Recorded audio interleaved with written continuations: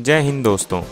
तो जैसा कि मैंने पिछली वीडियो में कहा था कि अगली वीडियो फिजी आइलैंड पर ही बनेगी, उसके इतिहास के बारे में और ये जानने के लिए कि वहाँ पर इंडियंस कैसे पहुँचे। तो अब ये वीडियो रेडी है, तो चलिए वीडियो को करते हैं शुरू।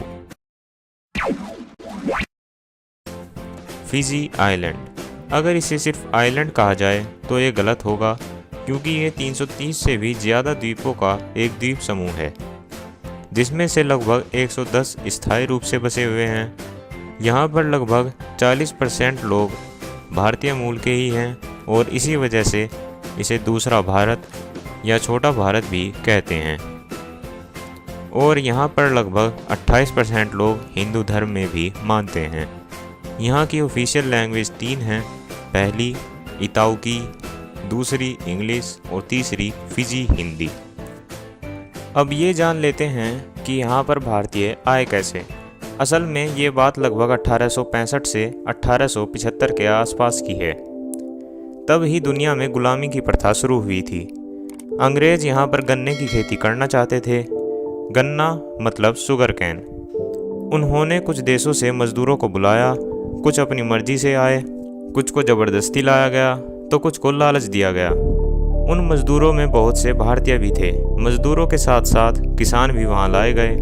भारतीय मजदूरों से पहले वहां पर जो मजदूर काम कर रहे थे, उनकी हालत इतनी खराब थी कि हर 1000 मजदूरों में से 540 की वहां मौत हो जाती थी।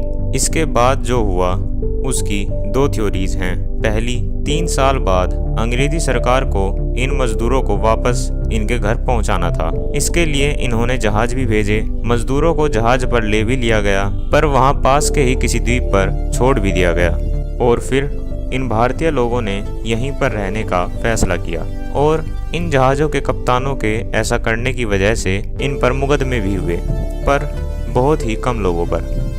ये तो थी पहली थ्योरी। अब दूसरी थ्योरी कि 3 साल बाद अंग्रेजी सरकार ने इन मजदूरों से पूछा कि आप चाहें तो यहाँ रह सकते हैं, जिस ज़मीन पर आप खेती कर रहे हैं वो ज़मीन भी आपकी हो जाएगी, या फिर जहाज़ पर बैठकर अपने गांव लौट जाएं। तो कुछ ने यहाँ रहना ज़्यादा अच्छा समझा और कुछ ने वापस अपने गांव लौटना, और इस तरह यहाँ पर इंडियन बस गए।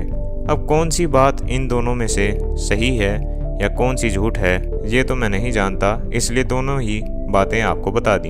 एक बात और है जो कि गुलामी से जुड़ी हुई है कि गुलाम अंग्रेज़ों की बात माने और कोई विद्रोह या विरोध ना करें।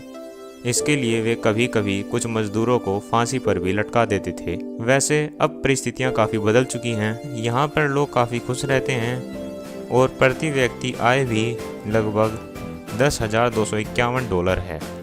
पर्यटन भी यहाँ का एक बड़ा व्यवसाय है। आप भी चाहें तो यहाँ घूमने जा सकते हैं। ट्रैवल करने के नज़रिए से दुनिया की बेस्ट जगहों में से एक है।